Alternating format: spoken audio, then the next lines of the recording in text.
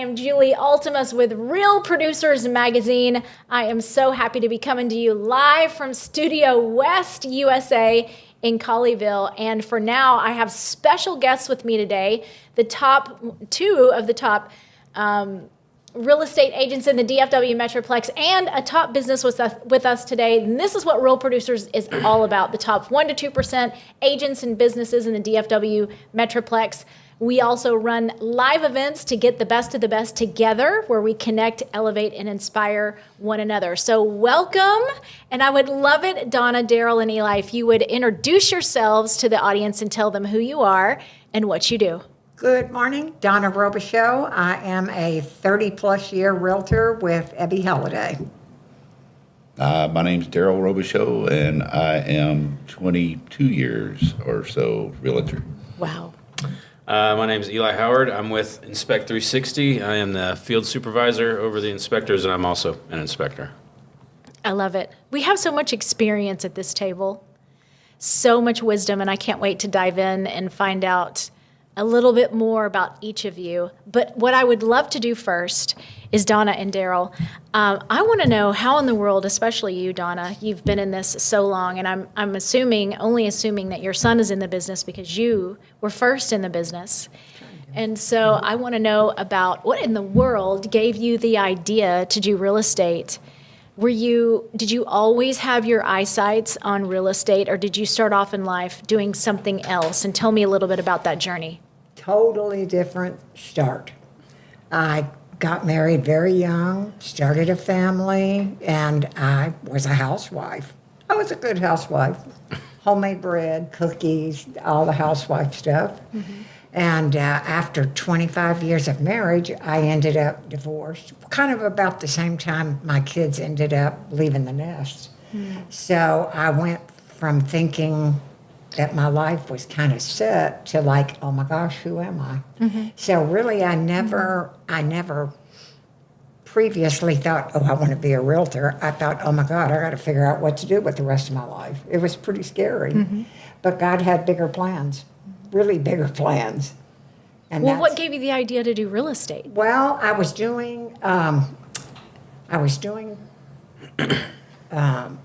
with J.C. Penney, standing on my feet all day in high heels, and I thought, I can't do this for 25 more years. And I don't know, something told me that I probably would enjoy showing houses and selling houses. Mm-hmm. So I thought, well, I'm going to try this. Mm-hmm. And it was hard. That was back in the day when a very cute house was $70,000.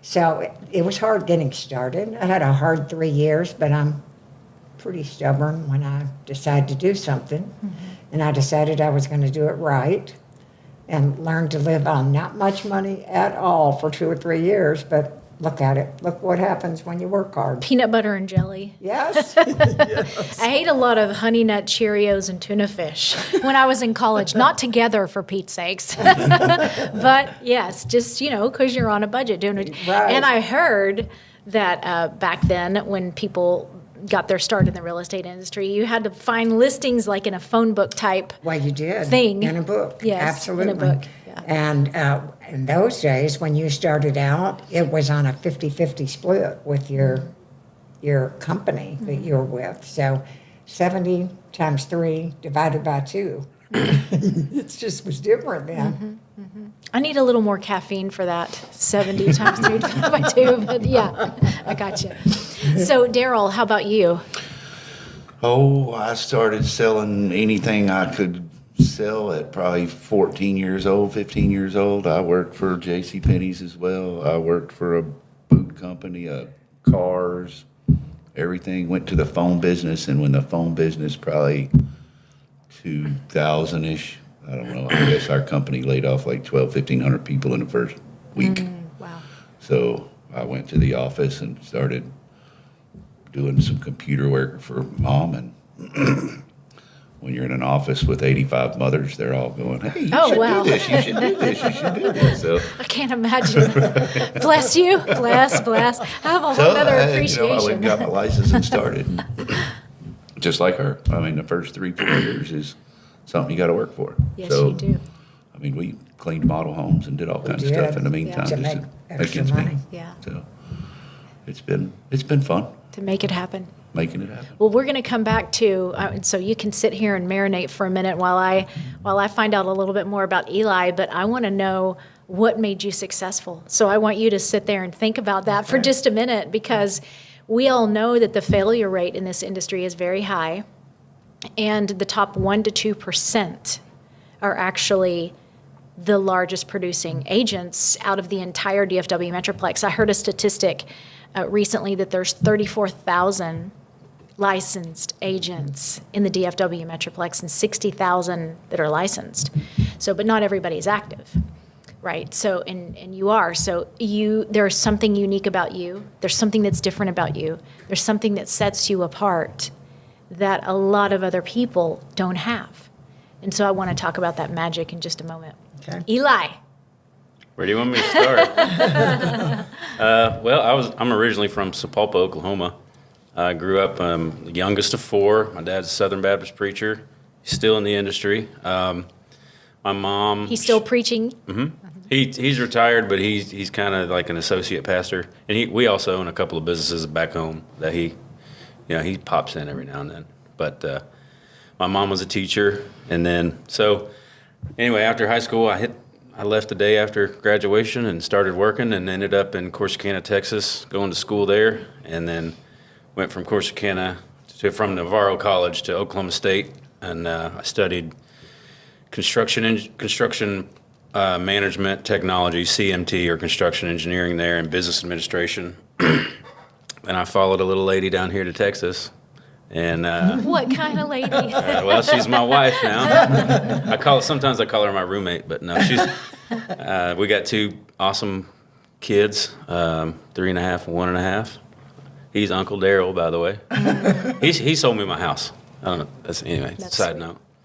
But after moving down here, I actually was a journeyman Boilermaker for a while, so I traveled the country working in powerhouses and refineries, cutting, welding, grinding, rigging up cranes, got into supervision after a little while. And then COVID happened, I moved back home, and I became an inspector. Here we are. This is a cleaner job, I would think. Yeah, Yeah. much. Yeah, much. I mean, I would go anywhere from Louisiana to Montana and in between. Wow. My last job, I was there for 53 weeks straight, so working 6-7 days a week. Money, big money. And how do you like this compared to what you were doing before? Oh, I love it. It's different. It's hard to compare the two, but I use a lot of that construction background to come into my inspections, especially if I'm doing like a pre-drywall inspection. That's what I studied in school. That's what we built, to see the systems being built and then see them actually on site. It's pretty cool. It's one of my favorite ones to do. You see the bones of the house, you see the pipes, you see the electrical coming through. So it's very cool for me. For our listeners out there, what is if you could give, I know there's probably a lot of tips, but of all the tips that you could give somebody when they're looking at a home and you've done some inspections on some homes, obviously, yeah. lots of them, what would be like a number one tip that you could give somebody that you think is really important to notice? To notice? Notice or like steer clear of, or just to know, period. Well, age is relevant to every house. Age is relevant to every inspection. So if you're looking at a house that was built 70 years ago, you're going to want a sewer scope type deal. You're going to want to look at the plumbing more than you would a new construction, because everything's going to be PVC. So I'd say know the age of the home for sure, and they call it the topography of the neighborhood. Are you close to a water source? How high is the water table? Are you at the top of the neighborhood, at the bottom of the neighborhood? That's just going to affect how the soil and everything works around it. Interesting. Yeah. I don't know what it is about that 70 thing, but we better steer clear of that. He said age is a factor, so Lord. All right, you've had a few minutes to think about the magic of what you've been able to do over the years. And so I would love it if you would share with the audience, because, we're going to have some people listening to this podcast that maybe haven't made the top 500, that want to be in the top 500, that aspire to do what Daryl and Donna have done in the industry and are still doing.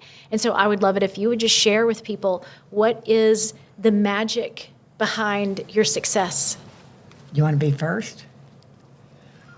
I'd say, so back when I worked for Toyota of Richardson, and our management brought in Zig Ziglar, and he's I love giving Zig you all Ziglar. these sales techniques and everything, and really what it boils down to is follow through and follow up. So if you're, I don't know, like a part-time agents that come in and try to start as an agent doing another full-time job, it's just really hard. And having somebody else on the team that you can trust that has, your best interest at heart and your client's best interest at heart, I would say find a team or find a person you could pair up with that has beneficial, the same attitude, the same follow-up, the same follow-through. And it's about sticking with it. I mean, you can't, you're not going to come into real estate and think you're going to make $200,000 in the first year. It's just not going to happen. This is not HGTV. This is definitely not. This is real life. This is real life. It's not as easy, would you say, as people think that it is? Absolutely. It's not. It's really not. It's just like any other job. It's going to start your own business. Is kind of what it is. And You brought up a very good point just now in what you said, because you are a business owner when you're a real estate agent. You're a CEO. You're the marketing director. You're the FOO. You're all the things in one with one hat. And you've got to learn how to look at yourself and see yourself as an entrepreneur, as a CEO, as a business owner. And it's very surprising to me that many people don't see themselves that way. Even people that have the same top 1% to 2% success behind them. And I say that because I help video shy entrepreneurs who are not completely confident on camera become confident and see themselves and become recognized as the go-to subject matter expert in their industry. But it's very interesting when I ask the question, do you see yourself as a subject matter expert? Not one hand goes up. Wow. And yet that's exactly what you do every single day. expert's a pretty strong word. Yeah. You are. I don't know if I'm an expert. mean, 27 years, is that what you said? Pretty darn In the that's pretty darn expertish. We're just going to make up a word right there. I mean, and even with Eli's training and his experience, the journeyman, the things that you did, the construction oversight and whatever before, has given you such a different eye, I think.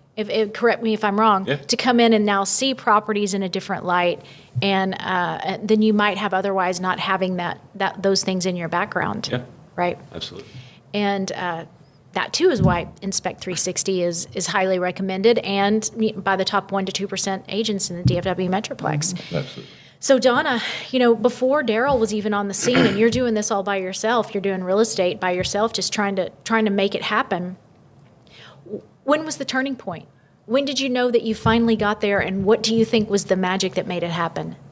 I think it was about 3 years, believe it or not, before I felt like I really knew what I was doing. And what made it happen was, this is kind of a strange answer, but I think I was just fear-driven for a year or two, and a lot of hard work. And then I at least did have the sense, my personal feeling was that if you are going to do a job right and learn how to do all aspects. If you can't just be the cook, you got to do the dishes, you've got to put gas in the car. I wanted to know how to do every little piece of that business. I didn't want to think that I was so good that I was going to pay somebody to do the dirty work. I did every bit of the work myself. And that makes you good at what you do if you work hard enough. True. At some point, you have to delegate. Did you ever do that? Yes, not so much. Never. Still, to this day, never. I try really hard Maybe to that's do why better. you're tired. I do delegate. As I've gotten older, and that's one good thing about us working together. If we have one that's far away and I don't even know the area that well, we just do it together. It doesn't make him nervous, where that might start making me nervous to drive 50 miles when I didn't know where I was going. So we work good as a team. Nobody thinks that they have to be the boss. He says I'm the boss, but I mind him very well. I'm the boss. I own it.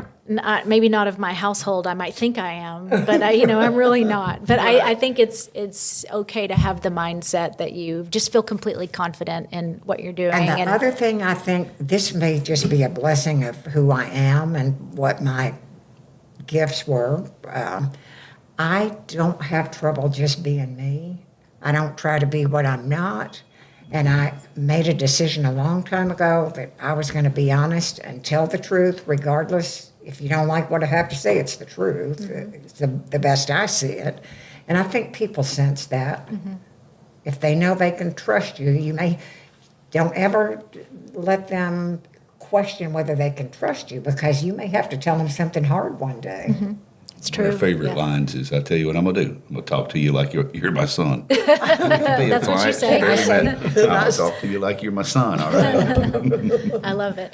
Well, I was going to ask you, I'd love it if each one of you would take a turn here and just share. If you could talk to your younger you, and you could go back to when you started, whatever you identify as your starting place or starting point, what would you tell your younger me? Wow. Don't do real estate. Pick something different. He did not just say that. I think I would go back and tell my younger self that the little stuff just doesn't matter as much. You can't get caught up in the feedback somebody gives you on your social media, which we didn't have when I was that young. But don't take criticism so hard that it takes the air out of your balloon, so to speak. I would say keep driving. If that's really what you want to do, you keep going. And you don't worry about the little stuff. The older I get, the more that stuff just really doesn't matter. So true. Unless it's something that really needs to happen, we'll do it tomorrow. I'm busy today. We'll do it tomorrow. So that's just my thought. Eli. I'd say hydrate, buddy. Those attics are hot. No, I think I'd say just dive in. And I don't know if you've ever heard of a guy named Wayne Salmons, but I've been to a couple of his classes, listened to him speak. And he always says, or he says in his talks, reach out and grab a tool. So it's okay to ask for help. Like if you run up on a steam boiler that was built in 1900 or whenever, and you don't know nothing about it, call somebody. It's okay. Don't report badly on it, or tell them, hey, I'm going to call someone to come over here and look at this because it's okay. I don't know what these are. Just when you need help, ask for it. And make sure you're educated, and make sure it's something you want to do, because it's a lot of inspecting is, we're generalists, so it's a lot of information on a lot of different things. True. So if you don't educate yourself, and it's okay to come right out of school and start inspecting. A lot of people do that who have never had construction background, but educate yourself, because you're held liable on a lot of things. But if you don't know what you're doing, just reach out and grab a tool, call a friend. Grab a tool. I love that. Grab a tool. Reach out and grab a tool. That's a great tip. That is. Donna? I think looking back, it was just a funny time in my life. So if I would tell today, I would say, listen, you don't have to quite be as scared as what you are. Just enjoy it and relax, because life's just going to happen. You don't have to make it happen. Life's just going to happen. You're eventually going to get there. Yeah. Yes. I think even for me, when I was in my 20s, I was fearless. And then as I've gotten older, I'm like, well, maybe there's a lot of risk now. Maybe I ought to rethink that. And I'm like, no. Then the other side is talking to myself. You just need to approach it with fearlessness, just like you did before. Otherwise, you're going to talk yourself out of jumping to your next lily pad. And that next lily pad is exactly where your open door is to growth. That's right. And new opportunity. And so we can't be afraid of that and scale back. I say, think like a child, don't act like a child, because a child ain't scared of nothing, right? Right. They see, And the let's other get it thing on. I do every day is I think you have to take that vitamin in the morning. And so I remind myself that I'm grateful, and I make myself think of a few things I'm grateful for. And I open myself up and say, what would you have me do today? I love that. Thankfulness is a huge factor in having the right mindset. Absolutely. And it's the fastest way to knock off depression and anxiety and worry and fear and all that. When you can take a look at your life and your circumstances and your things, I don't necessarily mean your couch, but that too, but just your things, around you, and just be thankful, for what those things are. Even it's hard sometimes to be thankful for things that are hard. Yeah, absolutely. I've had to say those things before, even in prayer, but at the end of the day, those things are shaping you, forming you, Absolutely. and getting you to the place and the purpose of where you're supposed to be. And not just being grateful, but showing gratitude too, showing the people, even if it's the lady checking out your groceries, my grocery lady, I say hi to her every time. How are you Yes. doing today? Yes. Like John Israel, he did the Thank Mr. You. Thank You, and I read that book, and it's great. And I just try to show, and to like my inspectors, says, hey, I want you to know you did a great job, because I love that. sometimes Yes. people just don't get thank yous. They don't Ever. No one's told them good job in months, and they're just, you can see it on Defeated them. Yeah. and deflated. I think that Miss helps. Miss Ebby said, do something for someone every day. And I remember her saying that, and I really do still remember to do that. I can be your person today if you like. Okay. Just kidding. But you said something really important a minute ago. You said something about, just remember to take you remember to take your vitamin every day. And for you, I took that to mean, well, that was probably a literal analogy too, but just your thankfulness. And I was going to ask each one of you, is there a habit that you have every single day that's like a must for you, and you can directly attribute your success and where you are today because of that particular habit? I'll speak first. Okay. I have about a 7 or 8 minute drive from my house to the office. So that's when I do my connection. I plug in and I say my little prayer. And it is truly amazing how maybe you feel a little heavy that day, and after you finish that little talk, you just kind of have a little kick in your step. Yes. It's amazing what thinking about gratitude does to your brain. And, the more you read and study, what we have to remember is that our brain is a computer, and we're putting in what's going to happen. True. And we better that's make good. it count, That's because good. it could go either way. Yes. That's very good. And I do Darren. that each morning. Yes. That's good. Thank you for that. Daily habits. I'm going to say about probably 15 or 20 minutes a morning when everybody's gone and it's me and the dog sitting on the back porch.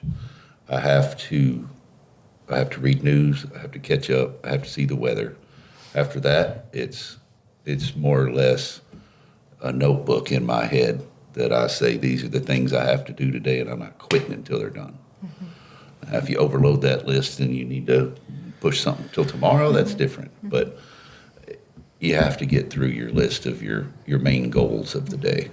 And I don't know if that's go find a new listing, go find a new sale, whatever, but it's more life to me. Like, you can work 20 hours a day, and if it's not making you happy, you're still not happy. There's got to be a work life Balance. and a personal life.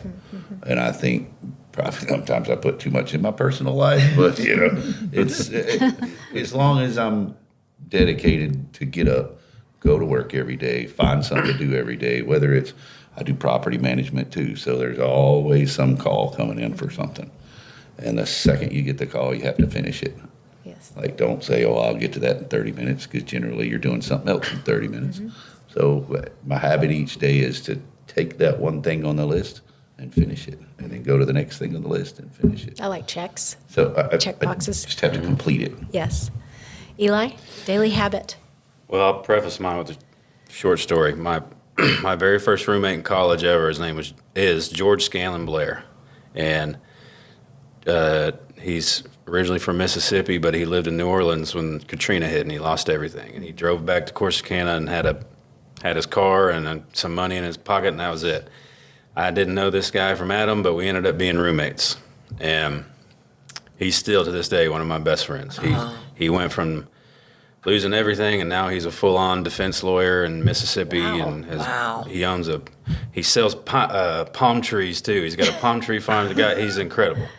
Well, he had a lot of tattoos, and he had this. Him and I used to work out all the time, and he would, he'd be wearing his tank top, but he had his tattoo across his chest that said dedication, and every morning he would wake up and slap himself in the chest like, we're doing it today, and I almost got that tattoo. I haven't gotten it yet. I'd like to get it somewhere, but that's kind of I always think about when we were rooming together. I guess the point I'm getting at is I always try to remember where I came from. Absolutely. There's a book I read called The Big Leap. I don't know if you've read that, but at the end of it, it says you need to turn around and face your past self and see who you were. Doesn't matter if it's a good or a bad you, and then realize you are the you today. So mine is remembering where I came from and how hard we've worked to get where we are. But we still got, I'm as good as I am today, but not as good as I'm going to be to type thing. So I hope so. I hope that's the case for all of us, right? Otherwise, we'll stay stuck and stay like a child, too.